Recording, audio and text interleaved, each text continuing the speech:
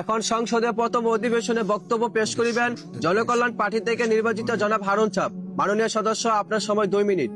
ধন্যবাদ মাননীয় স্পিকার। মাননীয় স্পিকার, আমরা এক হতভাগা বাংলাদেশী, যে দেশের প্রধান কাজ হলো চুরি, ডাকাতি, ছিনতাই, খুন খারাপি এবং চাঁদাবাজি, যার কারণে আমাদের দেশ আজও উন্নয়নের ছোঁয়া পায়নি। মাননীয় স্পিকার, আপনি জানেন যে নেপালে নতুন সরকার গঠিত হওয়ার পর থেকে আগামী 5 বছরে তারা কিভাবে দেশকে ডেভেলপ করবে অলরেডি সেই লিস্ট তারা তৈরি করে ফেলেছে।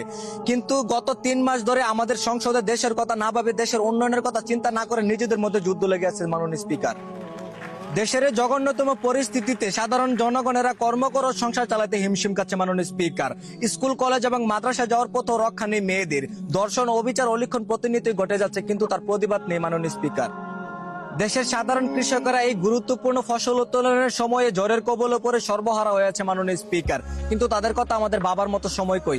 দেশের চট্টগ্রাম সহ উন্নতিশীল সিটিগুলোতে পাহাড় পরিমাণ পানি জমে বন্যা হয়ে আছে, সেই সিটি কর্পোরেশনের কর্মকর্তারা নিজের ট্যাগ ভরতে ব্যস্ত থাকে। মাননীয় স্পিকার, বর্তমান জেনারেশনে মাননীয় স্পিকার, সারা দেশের শিক্ষার্থীরা পড়াশোনা বাদ দিয়ে টিকটক এবং বিভিন্ন অ্যাপ সহ অনলাইনে তাদের 99% মনোযোগ দিয়ে পড়াশোনাকে এড়িয়ে যাচ্ছে। মাননীয় স্পিকার, প্রকৃতভাবে পরীক্ষা নিতে গেলেও শিক্ষামন্ত্রীকে নিয়ে হাসি ঠাট্টা করছে। তবে কি এটাই আমাদের স্মার্ট বাংলা গড়ার লক্ষণ? মাননীয় স্পিকার, এদেশের আইন এতটাই স্ট্রং যে গতকাল ছিনতাইকারীদের তদন্ত করতে গিয়ে পুলিশের শটগান ছিনতাই হয়ে যায়। মাননীয় স্পিকার, এদেশের আইন শৃঙ্খলা বাহিনীর কাছে ততগুলো অস্ত্র নেই যতগুলো অস্ত্র রয়েছে সন্ত্রাসীদের কাছে। মাননীয় স্পিকার, তবে মাননীয় স্পিকার, শেষ ভালো যার সব ভালো তার, পুরো দেশ ও জাতির নিরাপত্তায় কাজ করে আইন ব্যবস্থা। সুতরাং আইন যদি সঠিক ও ন্যায় পথে চলে তবেই দেশে শান্তি ফিরে আসতে পারে। ধন্যবাদ মাননীয় স্পিকার।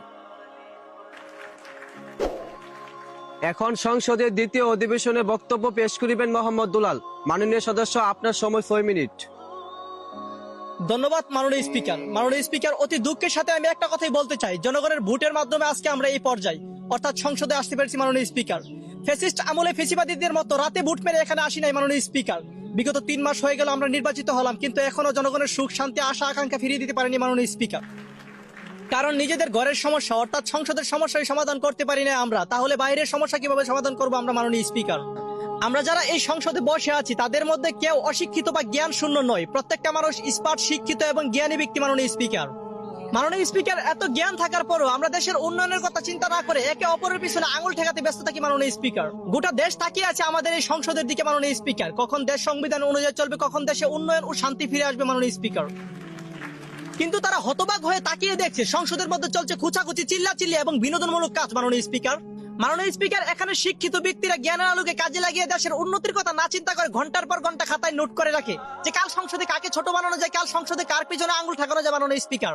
দেশে তেল, গ্যাস, বিদ্যুৎ নেই, দেশব্যাপী জ্বালানির সংকট, তা নিয়ে আমি সরকারকে দোষারোপ করবো না। মাননীয় স্পিকার, কারণ চলমান যুদ্ধের পরিস্থিতিতে এমনটা হওয়া অস্বাভাবিকের কিছু নয়। মাননীয় স্পিকার, আমি সর্বশেষে একটা কথাই বলতে চাই, এদেশে দর্শন, খুন খারাপের, টেন্ডারবাজি, চাঁদাবাজি কিন্তু চলমান যুদ্ধের কারণে হচ্ছে না। মাননীয় স্পিকার, সরকারের কাছে উপরোক্ত আলোচনা উপস্থাপনা করে দেশকে সঠিক এবং সুন্দরভাবে চালানোর আহ্বান জানিয়ে এখানে আমার বক্তব্য শেষ করলাম। আসসালামু আলাইকুম।